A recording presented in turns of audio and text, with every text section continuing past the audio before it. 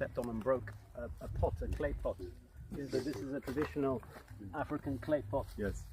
Where they put the traditional African beer inside and they leave it for the ancestors. So the people have been here for that. Is it the same spider? Did they kill?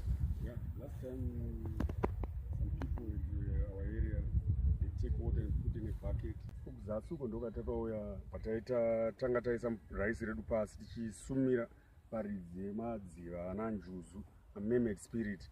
Chasumira kuti vagamuchire zvinhu zvatinenge tichitaura navo kuti tibvumidzwe. Apedza then kuisa foma rice pasi akaswima mukati merwizi umu akasvika nechepakati akazonesa mazai acho pasi papo pemvura.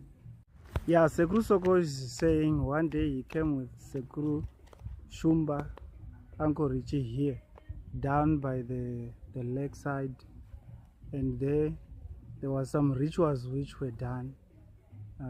Uncle Richie was given some eggs and he swam nearly to the middle of the waters. Then he put the eggs under the water and then he came out.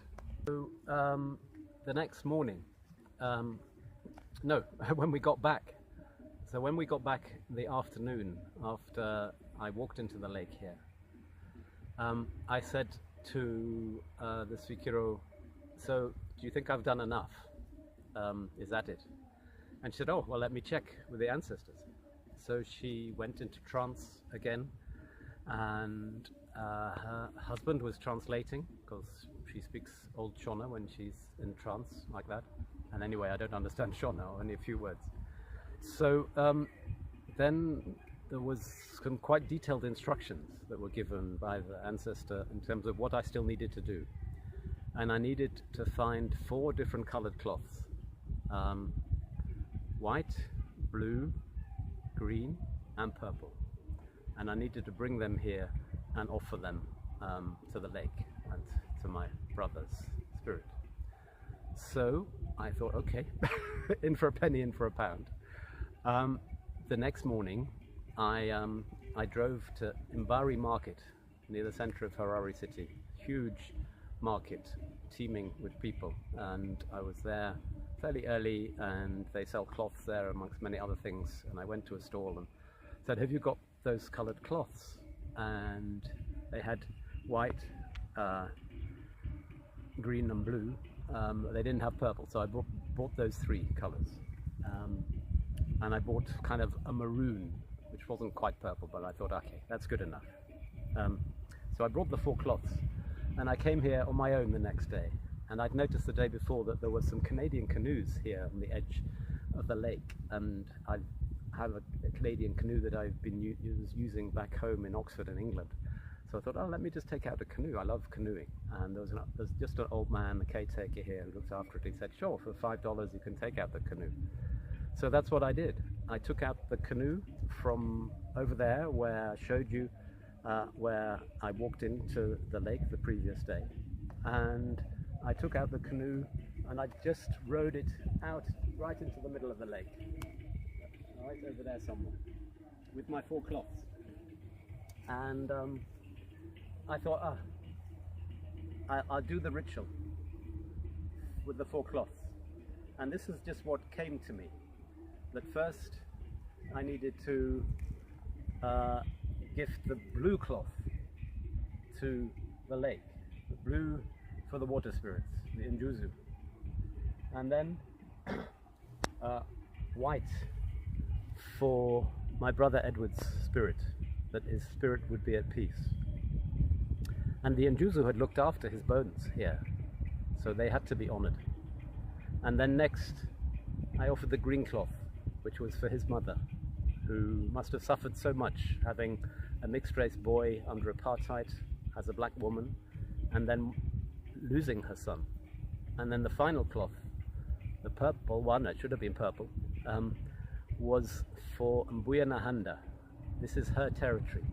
She is the ancestral spirit who rules this area of Mazoe, and has had different spirit mediums over the generations, one of whom, Shawe, led an uprising against the white settlers back in the late 19th century and the Victorian days.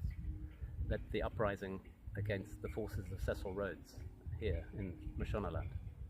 So I threw those 4 cloths into the water with thanks for having looked after the spirits of my brother Edward and his body and his bones. And then it felt such a beautiful thing to do. And then I just lay back in the canoe and let it drift. And there was a breeze coming from that side, and it took me along the middle of the lake, and then it took me into this little inlet that maybe you can see here. As I say, the water was higher then, but it took me to that inlet to the right there, and I just drifted in there, and it was the most beautiful thing because there were all these big white water lilies there in full bloom. So I drifted into the center of these water lilies, and I thought, yeah, this was my brother's rescue. No, that wasn't the right place. And I noticed a little beach, a little sandy beach, only about that wide, nearer the clubhouse as we arrived. And I wanted to go back there. So that's where I brought them. It was somewhere like this here. I stood there and I looked up. Well, first, on the little beach, by the edge of the water, were all these beautiful small white butterflies, about 20 of them, just fluttering about. And I thought, that's beautiful. Maybe that is something to do with his spirit. Mm-hmm. And I stood there, and then I looked up like this, and I looked, and I saw the view. You know, the view that I can see now, standing here.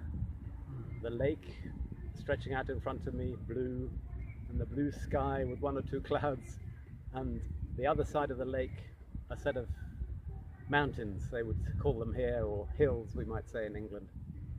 And that was exactly what I'd seen in the dream. So at that point I thought, this is true.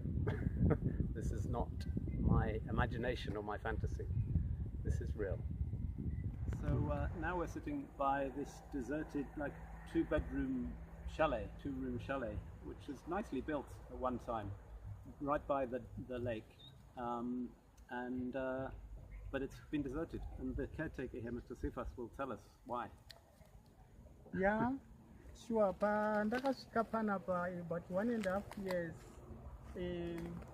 Ndakasvika ndikaona the old man Majongas, who is retired now, akati pamba panapa we are failing to use this house because there are some nightmares, some spirits which are troubling us during the night.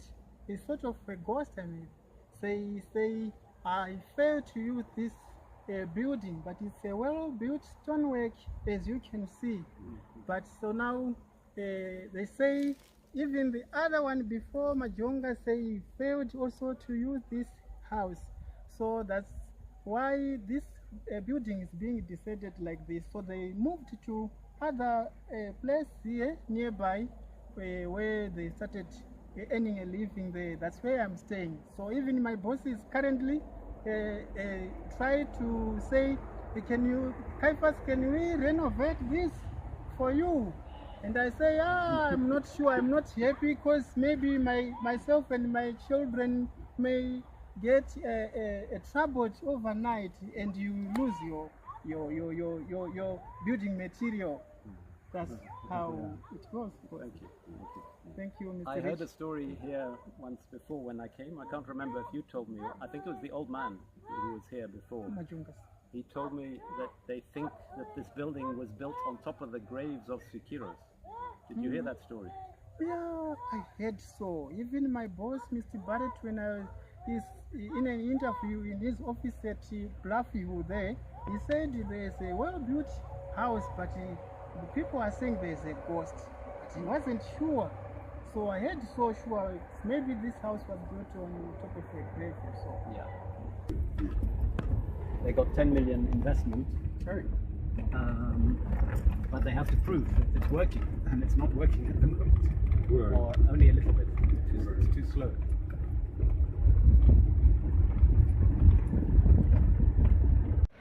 Right.